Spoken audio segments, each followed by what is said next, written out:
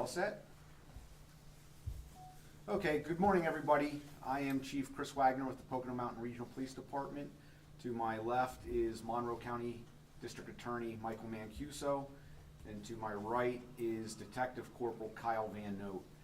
And we are here to address the recent homicide charges that were filed against Oscar Sosa, 31, who is a Venezuelan resident, Jostin Perez, who is 24 and a Venezuelan resident, and Oswaldo Sosa, who is 37 and a Venezuelan resident.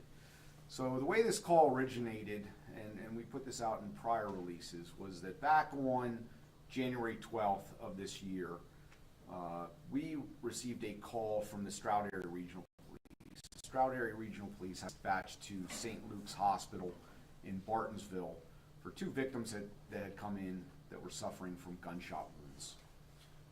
The Stroud Area Regional Police determined that the shootings had actually happened at 1329 Clover Road, Long Pond, Pennsylvania, which is within the jurisdiction of the Pocono Mountain Regional Police.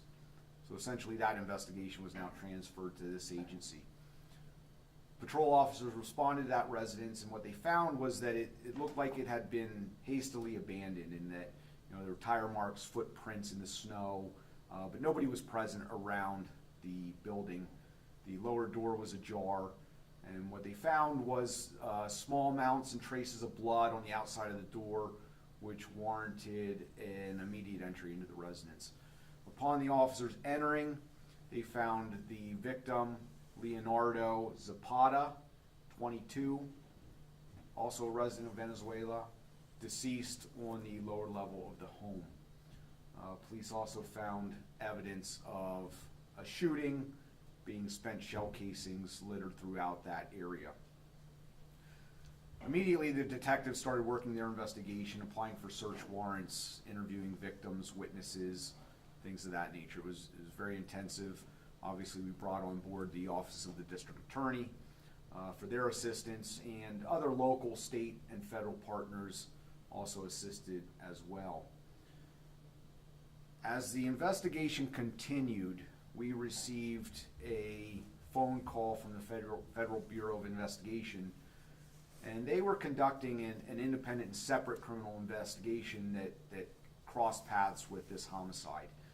And they alerted us that they had received information through their investigative measures that Oscar Sosa was one of our shooters. We learned that they were planning on taking him into custody the following day, on January 13th. So our investigation continued, and at that point we were kind of partnered up with the FBI in their separate investigation. They did in fact take Oscar Sosa into custody the following day. Our investigation continued, and essentially what we were able to learn was that the home had been rented as a short-term rental for a weekend party for Leonardo Zapata. It was his birthday. He had hired several DJs, but one of the DJs was Jesus Sosa. Jesus Sosa came to DJ the party, but he also brought his brother Oswaldo Sosa and Jostin Perez. So they were there. Now, Oswaldo and Jostin were being disrespectful to some of the guests, and eventually they were removed from the party. They were basically kicked out, which didn't sit well with them. They left, and many hours later returned to the three of them, but now they were in the company of Oscar Sosa. So Oscar, Oswaldo, and Jesus are brothers.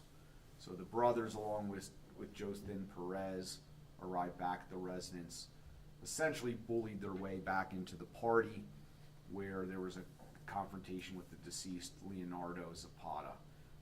Shortly after that engagement, shots were fired, and Zapata was struck multiple times, 8 in total, and was deceased at the scene.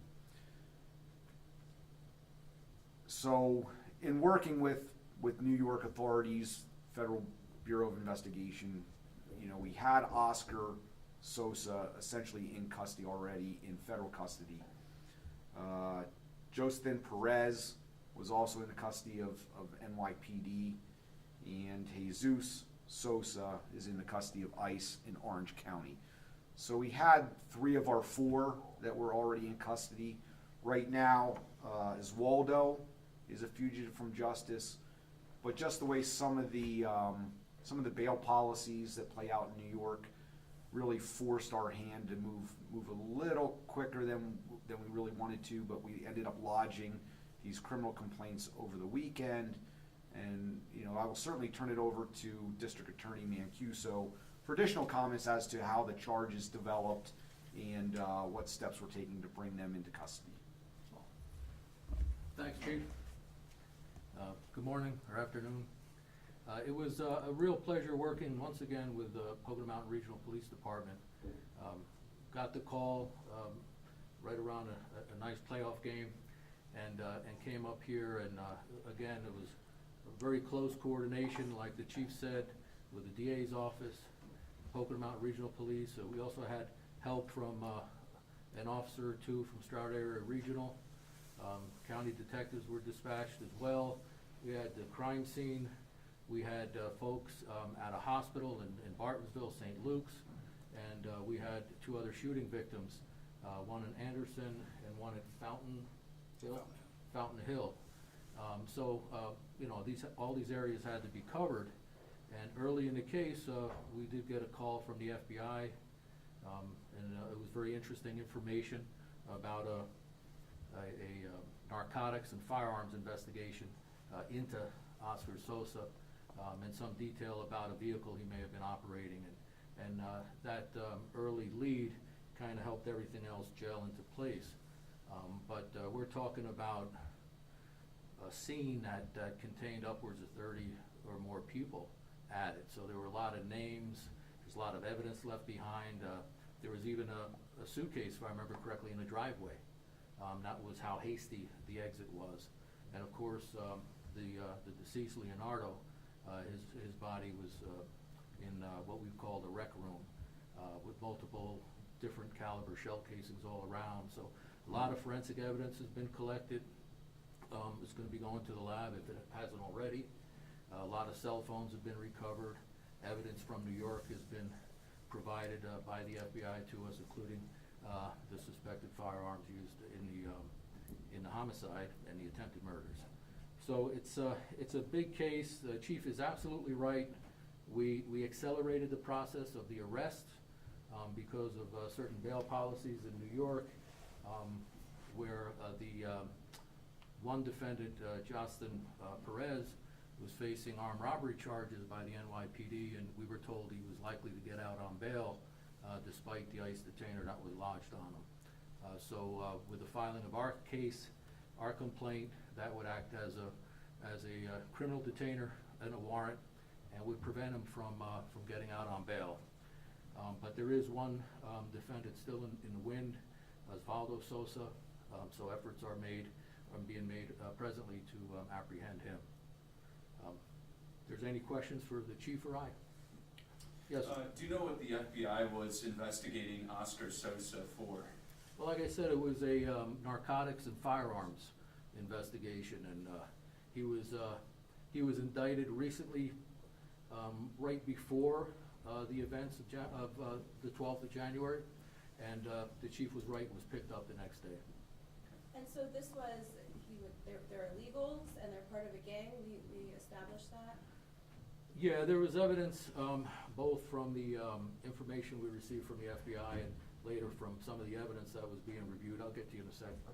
And in that information, it appeared they were involved or affiliated with the Trinidad Aragua, the TDA, or a faction of it called Anti-Tren.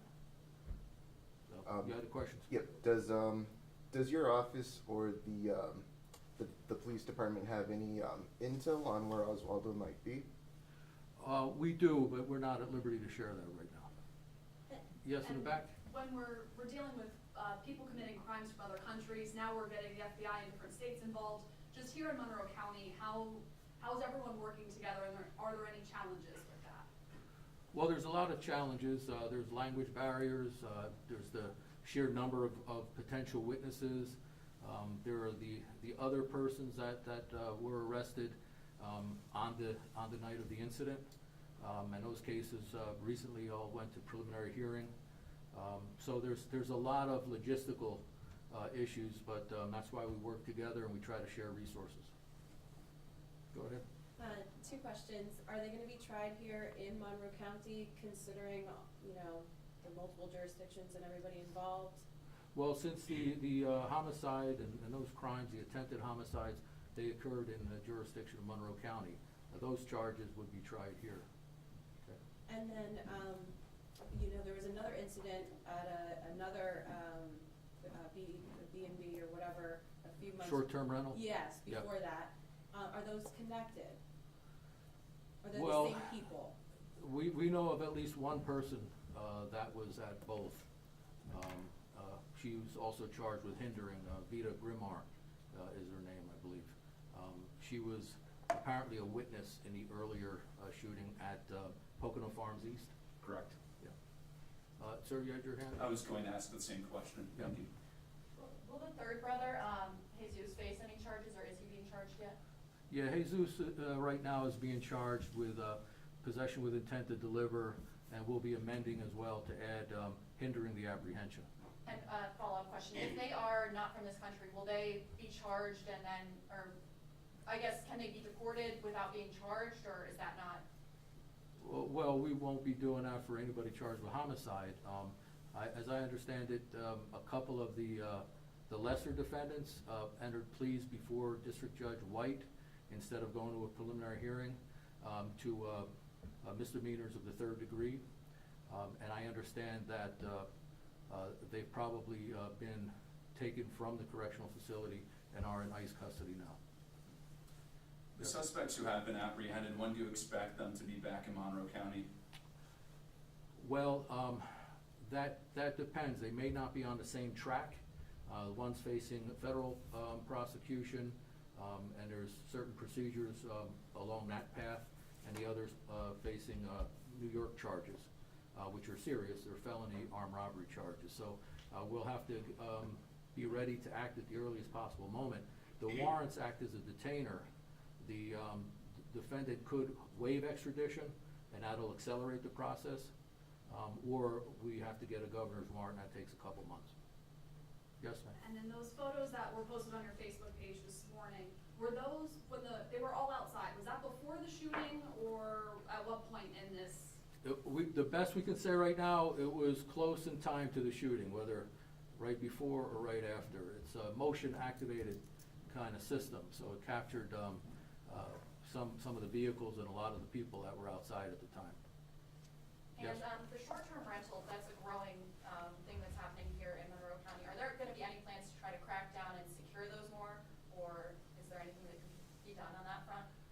Well, as district attorney, there's not much I can do system-wide on that. I think each municipality, township, they have ordinances. I know several of these short-term rental locations are grandfathered in, so I'm not quite sure how that all works, but I would certainly urge there to be more of a vetting process to kind of screen folks. I think that would go a long way. Yes? I know last time we spoke about this, there was not an exact count of how many shots were fired. Do you know exactly how many were fired at this point in time? No, I know from the documentation I've read how many shell casings were recovered, what types of caliber they were from, how many projectiles were recovered or we believe were embedded somewhere in walls and beyond our reach. But right now, the matching of those hopefully will be done in the next couple months to the weapons that we did recover through the FBI. Okay. Any other questions? Any questions for the chief? Chief, you want to wrap it up? So obviously, any future developments we will share with the public, including the arrest and capture of Oswaldo Sosa. So we will keep everybody up to date, and that is it. We will wrap it up. So one other thing I would like to also mention, Detective Erica Burke, who's not here with us today. She's on vacation. but she did a lot of the heavy lifting in this case because most of our victims, defendants, witnesses were all Spanish speaking, all Venezuelan. And Detective Burke is bilingual. She's one of our Spanish speaking officers. And she did a lot of the heavy lifting as far as these interviews and really piecing everything together. She was, sad that she could not make today's press conference because, again, she did put a lot of work into this case, but I just want to mention her and recognize all the hard work that she put into this investigation. So, all right. Is there mugshots available? We don't have mugshots available to us because we have not processed them yet. I posted several pictures. I since updated that Facebook post. Detective Van Note supplied me with images of Oscar, of Osvaldo, and of Justin. Okay, thank you. Thank Thank you. you. Everyone. Thank you. Appreciate it.